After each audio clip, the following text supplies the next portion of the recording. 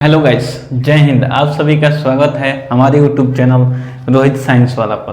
तो गाइस, आज की सेशन बहुत ही महत्वपूर्ण है, जिसमें हम लोग आज पढ़ने वाले हैं जनन यानी रिप्रोडक्शन आज पढ़ने वाले हैं, जिसमें कुछ महत्वपूर्ण बातें जानेंगे। तो चलिए आज की सेशन की शुरुआत करें। और चैनल को अभी तक सब्सक्राइब नहीं किए हैं तो प्लीज़ चैनल को सब्सक्राइब कर लीजिए और बेल आइकन दबा दीजिए। ठीक है, तो आज शुरू करते हैं। हम पिछला लेक्चर में देख चुके हैं कि जो जीव होते हैं, फर्स्ट चैप्टर 12th का फर्स्ट चैप्टर है, जिसमें हम फर्स्ट लेक्चर में देख चुके हैं जो जीव होते हैं, जीवों की उत्पत्ति कैसी होती है, जीव कैसे हैं, ये सब के बारे में पढ़ लिए हैं। ठीक है, अब देखेंगे, चाहे पढ़े हैं उसमें जो जीव होते हैं, जीवों का जीवन काल कितना होती है, अवधि कितनी होती है। और आज की लेक्चर में हम जानेंगे कि जीव होते हैं, नए नए जीव उत्पन्न कैसे होते हैं, यानी इसको हम आम भाषा में कहेंगे तो जनन की प्रक्रिया कैसी होती है, कौन से जीव में जनन की प्रक्रिया किस तरह की होती है, आज के लेक्चर में हम यह देखेंगे। तो चलिए आज की सेशन की शुरुआत की जाए, जिसमें आज हम पढ़ने वाले हैं जनन। ठीक है, तो जनन में सबसे फर्स्ट हम देखेंगे कि जनन किसे कहते हैं। ठीक है, तो जनन जो होता है, जनन किसे कहते हैं, ये सबसे फर्स्ट देखेंगे। ठीक है, ये हमारा लेक्चर है दूसरा। ठीक है, तो सबसे पहले हम लोग जनन देखेंगे।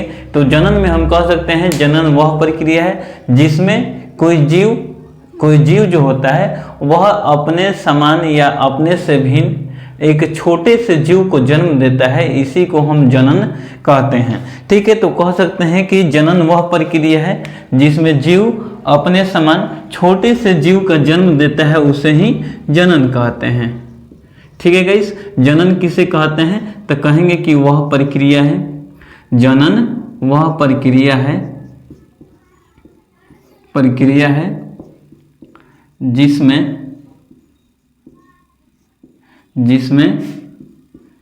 जीव अपने समान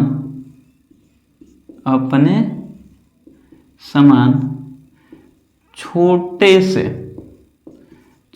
से जीव का, गाइस, छोटे से जीव का जन्म देता है, उसे ही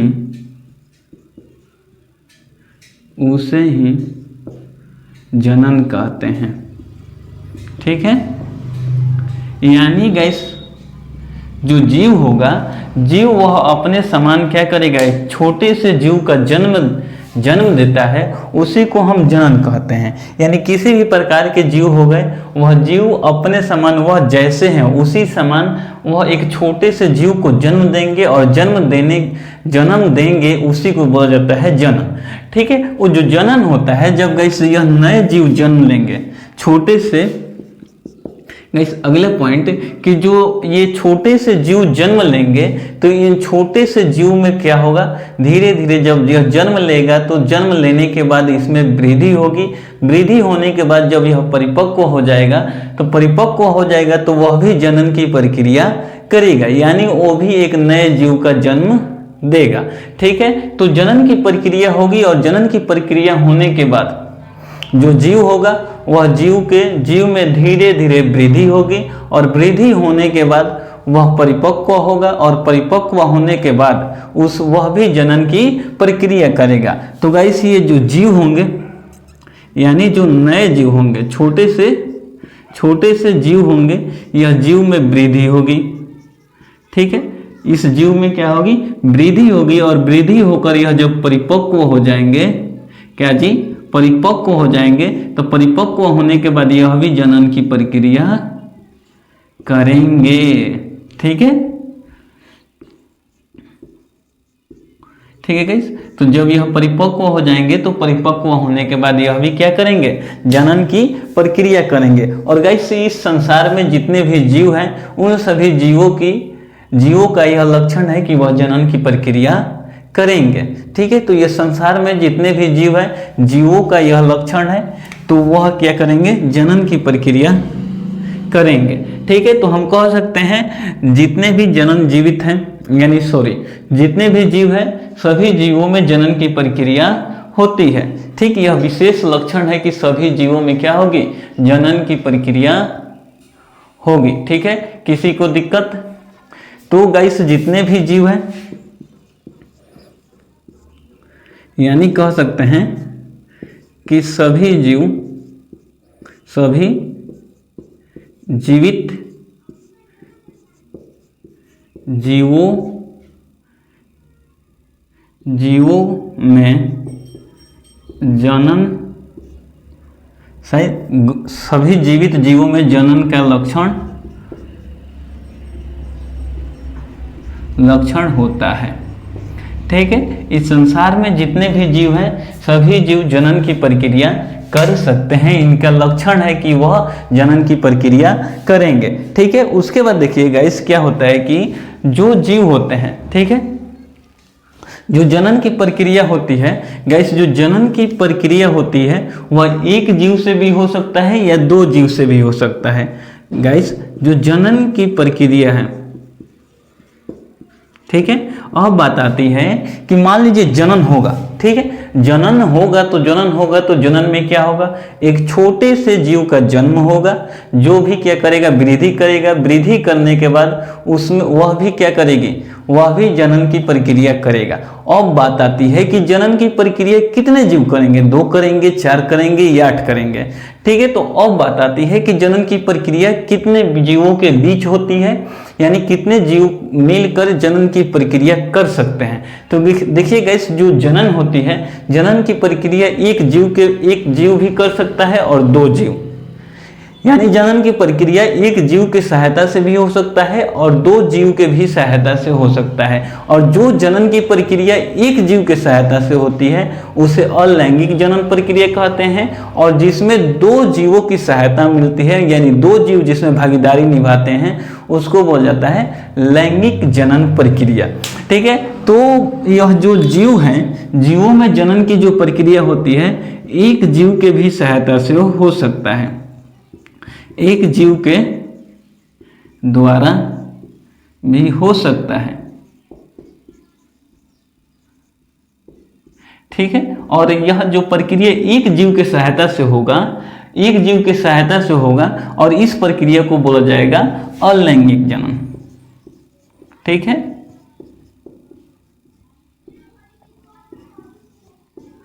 अलैंगिक जनन, जैसे कि जैसे एग्जाम्पल, जैसे अमीबा, पैरामीशियम, ईटीसी।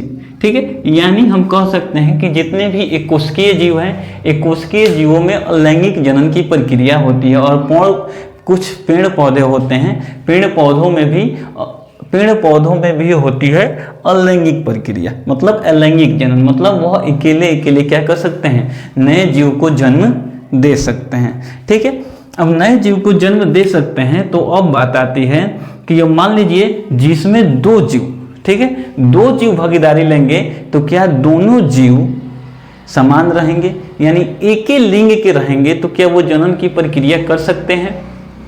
ठीक है, तो ये बात आती है कि मान लीजिए 2 जीव तो भागीदारी ले रहे हैं, क्या दोनों जीव सेम रहेंगे, समान रहेंगे, तो क्या उसमें जनन की प्रक्रिया हो सकती है, तो नहीं। जिसमें 2 जीव भागीदारी लेंगे तो उसमें उनका लिंग जो होगा, लिंग होगा, लिंग विपरीत होगा, यानी एक स्त्रीलिंग होगा और एक पुल्लिंग होगा, तभी जाकर नए जीव की उत्पत्ति हो सकती है। यानी लैंगिक जनन होती है गाइस, जो लैंगिक जनन होती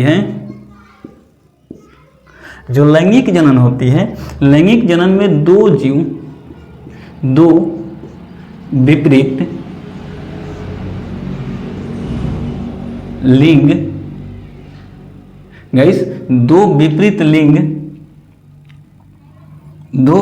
लिंग वाले जीव से अगर जनन की प्रक्रिया होती है, 2 विपरीत लिंग वाले जीव से अगर जनन की प्रक्रिया होती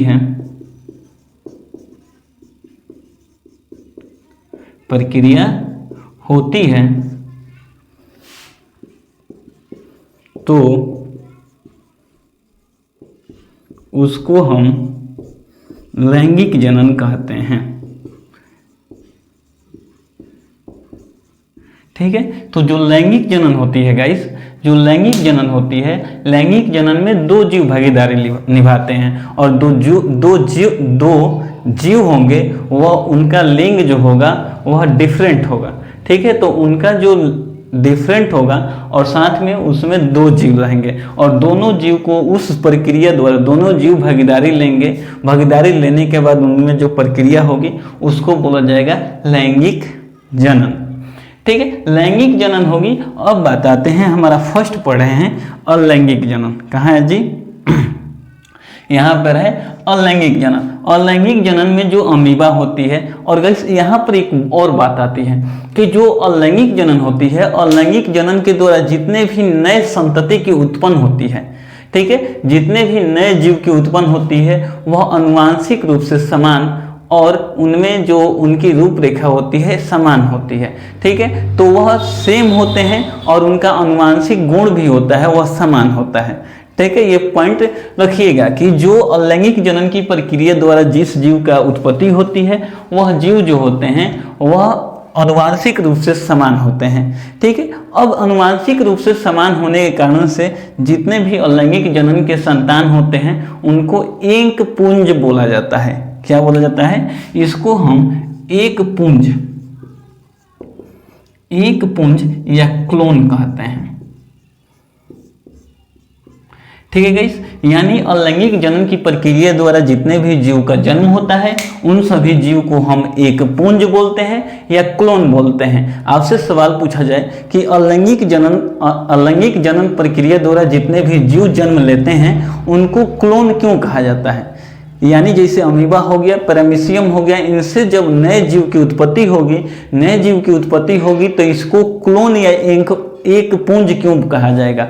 तो इसका आंसर हम कहेंगे इनको एक पुंज क्यों इसलिए कहा जाएगा क्योंकि जितने भी अलैंगिक जनन की प्रक्रिया द्वारा जितने भी जीव का जन्म होता है उन सभी जीवों का अनुवांशिक गुण समान होता है। इसी के कारण से इसे एक पुंज या क्लोन कहा जाता है। ठीक है, किसी को दिक्कत गाइस? इसीलिए उनको क्या बोला जाता है? एक पुंज बोला जाता है। ठीक है, अनुवांशिक रूप इसमें समान होती है और साथ साथ में यह आपस में भी समान होते हैं। मतलब जितने भी अमीबा होगा, अमीबा का स्ट्रक्चर देखिएगा, कितना भी अमीबा 10, 12, 14 जितना अमीबा है, अमीबा को देख लीजिए, सभी अमीबा एक समान होंगे। ठीक है, किसी को दिक्कत? तो भाई जो अमीबा होते हैं, अमीबा के जीव को एक पुंज क्यों बोला जाता है? तो बता दीजिएगा। क्योंकि अमीबा के जितने भी संतति होते हैं सभी संतति उसमें अनुवांशिक गुण समान होते हैं तथा वह आपस में भी समान होते हैं, इसीलिए इनके संतान को क्लोन कहा जाता है। ठीक है, जैसे में अमीबा हो गया, पैरामीशियम हो गया, प्रोटोजोआ हो गया, ईटीसी। ठीक है, उसके बाद पूछा जाए कि लैंगिक जनन किसे कहते हैं? तो लैंगिक जनन का बोल सकते हैं वह प्रक्रिया है जिसमें दो जीव भागीदारी निभाते हैं लेकिन दोनों जीव का लिंग अलग अलग होता है। उस प्रक्रिया के द्वारा जो जीव का जन्म होता है उसी को बोला जाता है अलैंगिक जनन की प्रक्रिया। ठीक है, जिसमें अलैंगिक जनन की प्रक्रिया में मतलब इसमें हो गया कि दो जीव भागीदारी निभाएंगे लेकिन दोनों जीव जो होंगे उनकी लिंग जो होगी अलग अलग होगी। ठीक है, और दोनों जीव भागीदारी निभाकर एक नए जीव को जन्म देंगे, उसी को बोला जाता है लैंगिक जनन की प्रक्रिया। अलैंगिक जिसमें एक जीव के सहायता से नए जीव की उत्पत्ति होती है, उसी को बोला जाता है अलैंगिक जनन। ठीक है, उसके बाद पूछा जाए कि अलैंगिक जनन जो होती है, अलैंगिक जनन को एक पुंज या क्लोन क्यों कहते हैं? तो हम बोल सकते हैं कि अलैंगिक जनन के जितने भी जीव हैं वह सभी जीवों का गुण और अनुवांशिक गुण और वह आपस में समान होते हैं, इसीलिए इनको बोला जाता है एक पुंज या क्लोन बोला जाता है। ठीक है, और जनन किसे कहते हैं? तो बोल सकते हैं जनन वह प्रक्रिया है जिसमें जीव अपने समान छोटे से जीव का जन्म देता है, उसे ही जनन कहते हैं। और जो जीव होगा वह जीव में धीरे धीरे वृद्धि होगी, और वृद्धि होने के बाद उसमें भी जनन की प्रक्रिया, जब वह परिपक्व हो जाएगा तो परिपक्व होने के बाद वह भी जनन की प्रक्रिया कर सकता है, मतलब करेगा। और जितने भी इस संसार में जितने भी जीव हैं, सभी जीवों का यह लक्षण होता है कि वह जनन की प्रक्रिया करेगा। ठीक है, तो चलिए और आगे देखते हैं। इसके आगे आता है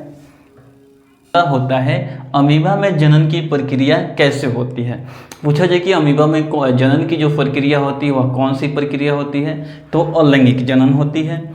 ठीक है, अलैंगिक। मनुष्य में पूछा जाए तो लैंगिक जनन, क्योंकि मनुष्य की जो नए संतान की उत्पत्ति होती है उसमें 2 जीवों की सहायता से होती है। ठीक है, तो चलिए अब आगे देखते हैं कि जो अमीबा होता है, अमीबा में अलैंगिक जनन होती है। अलैंगिक जनन होने में इसमें कौन सी प्रक्रिया होती है, तो देखिए जो अमीबा होता है, अमीबा नए जीव की उत्पत्ति द्विखंडन की प्रक्रिया द्वारा होता है। ठीक है, अमीबा जो होता है, अमीबा में जनन की प्रक्रिया जो होती है वह द्विखंडन की प्रक्रिया से होती है। अब बात आती है कि द्विखंडन की प्रक्रिया कैसे होती है। गाइस, इसमें द्विखंडन की प्रक्रिया कैसे होती है यह देखते हैं। तो देखिए गाइस, जो अमीबा होती है, अमीबा जब होती है तो यह अमीबा में एक निश्चित वृद्धि होती है। क्या होती है, धीरे धीरे अमीबा वृद्धि करेगा।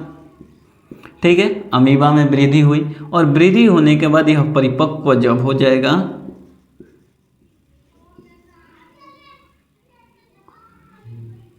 गाइस अमीबा जब परिपक्व हो जाएगा तो परिपक्व होने के बाद इसके जो क्रोमोसोम होते हैं, क्रोमोसोम द्विगुणन हो जाता है, या इसमें क्रोमोसोम जो होता है वह टूट जाता है और 2 भागों में विभाजित हो जाता है। और इसका जो केंद्र होता है, केंद्र भी टूटकर 2 जीवों में विभाजित हो जाता है, और विभाजित होने के बाद एक नए अमीबा का जन्म होता है।